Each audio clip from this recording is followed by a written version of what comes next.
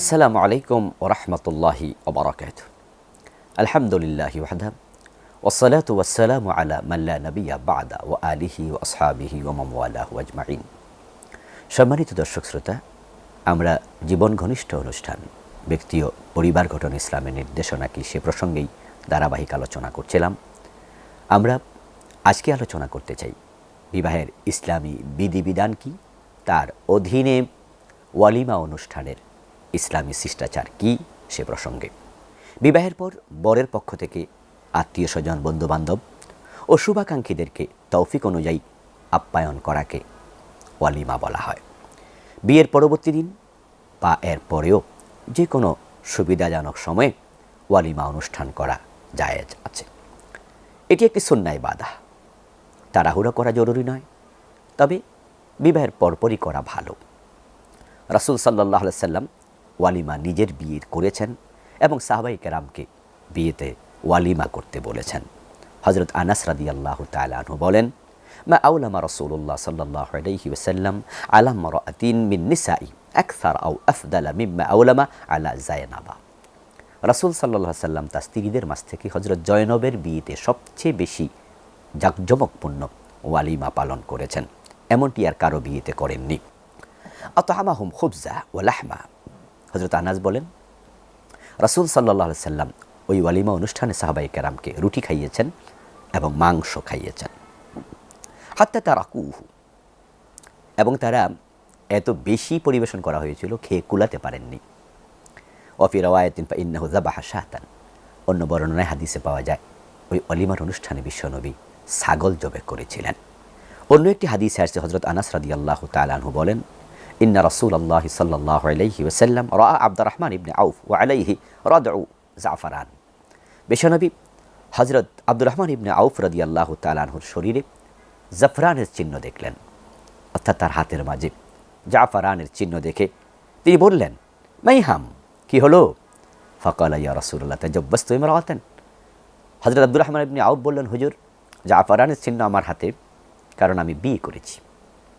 আল্লাহর হাবিব সাল্লাল্লাহু আলাইহি সাল্লাম তখন বললেন, আউলিম ওয়ালাউ বিশাতিন, তাহলে তুমি অলিমা করো, যদি একটি ছাগল দিয়ে হোক না কেন। আনাস রাদিয়াল্লাহু তাআলা আনহু বলেন, রাসূল সাল্লাল্লাহু আলাইহি ওয়াসাল্লাম ওনার স্ত্রী হযরত সাফিয়া বিনতে হুইকে মুক্ত করে বিবাহ করেছেন এবং তার মোহর নির্ধারণ করেছেন তার মুক্তিপণকেই। তিনি তার বিবাহে ওয়ালিমা করেছিলেন হাইস নামক খাবার দিয়ে। আল্লাহর হাবিব খেজুর, পনির এবং ঘি দিয়ে হাইস তৈরি করে সাহাবায়ে কেরামকে ওয়ালিমার অনুষ্ঠানে খাবার খাইয়েছেন।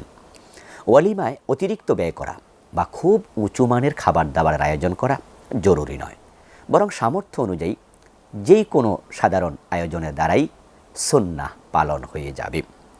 আজকাল ওয়ালিমা অনুষ্ঠানের অপচয় খুব জঘন্য, মারাত্মক আকার ধারণ করেছে। খাবার নষ্ট করাকেই আধুনিকতা মনে করা হচ্ছে, অথচ আল্লাহ তাআলা কি বলেছেন? কুলু ওয়াশরাবু ওয়ালা তুসরিফু ইন্নাহু লা ইউহিব্বুল মুসরিফিন। তোমরা খাবার গ্রহণ করো, কিন্তু অপচয় করো না। আল্লাহ তাআলা অপচয়কারীকে ভালোবাসেন না।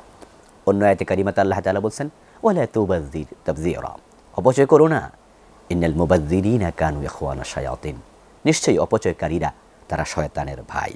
তবে হ্যাঁ, অপচয় না করে সামর্থ্য অনুযায়ী কেউ যদি বেশি খাবারের আয়োজনও করে, সেইভাবে নিষেধাজ্ঞা নেই। আল্লামা ইবনু বাত্তাল রাহিমাহুল্লাহ বলছেন, কুল্লু মা যাদা ফি ওয়ালিমাতিন ফাহুয়া আফদাল। ইবনু বাত্তাল বলেন যে ওয়ালিমাতে বাড়তি আয়োজন ভালো, লিআন্না যালিকা জিয়াদাতুন ফিল ইলান, কেননা এতে ঘোষণাটা প্রবৃদ্ধি পায়। ওয়াজতিযাদাতু মিনাদ দুআ, বেশি মানুষ এসেছে তাই দোয়াও তো বেশি পেয়েছে। বিল বারাকাতি ফিল আহল, যারা বর কনের জন্য বারাকার দোয়া করবে। অধিকাংশ ওলিমা অনুষ্ঠানে আমরা দেখি নারীদের বেপরদা উপস্থিতি, এটা খুবই খারাপ রীতি। বিশেষ করে যেখানে কমিউনিটি সেন্টারে বিবাহের আয়োজন করা হয়, সেখানে শরীর বা গাম্ভীর্যতা থাকে না। নারী পুরুষ অবাধ মেলামেশার কারণে সেখানে হাজারো কবিরা গুনাহ সংঘটিত হয়ে যায়। এ বিষয়ে আমাদের প্রস্তাবনা থাকবে, বিবাহ যদি কেউ আমরা কমিউনিটি সেন্টারে আয়োজন করি, তাহলে নিশ্চয়ই নারীদের জন্য আলাদা গেটের ব্যবস্থা করতে হবে, নারীদের খাবারের জন্য আলাদা ব্যবস্থা করতে হবে। আর শুধু শুধু ধনীদেরকে আহ্বান করা হবে, গরিব আত্মীয় স্বজনকে দাওয়াত দেওয়া হবে না, এমন ওয়ালিমা করা যাবে না। এটা নিকৃষ্ট একটি প্রথা। রাসূলুল্লাহ সাল্লাল্লাহু আলাইহি সাল্লাম বলেছেন, শাররুত তাআম তাআমুল ওয়ালিমা ইউদআ ইলাইহাল আগনিয়া ওয়া ইউতরাকুল ফুকারা। সেটা হচ্ছে নিকৃষ্ট ওয়ালিমার ভোজ অনুষ্ঠান, যেখানে ধনীদেরকে আহ্বান করা হয়েছে, গরিবদেরকে পরিত্যাগ করা হয়েছে।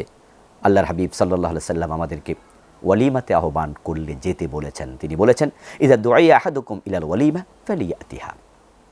ওয়ালিমা একটি সুন্নাহ অনুষ্ঠান, এটাকে এড়িয়ে যেও না। এজন্য কেউ যদি ডাকে তোমাদেরকে ওয়ালিমাতে, সে যেন সাড়া দেয়। উল্লেখ্য যে ওয়ালিমা অনুষ্ঠান করা বরের জন্য দায়িত্ব, কনের জন্য নয়। এজন্য বর তার সামর্থ্যের আলোকে ওয়ালিমা অনুষ্ঠান করবে। কিন্তু আমাদের দেশে আমরা দেখি কনে পক্ষকে ওয়ালিমা করতে বাধ্য করা হয়।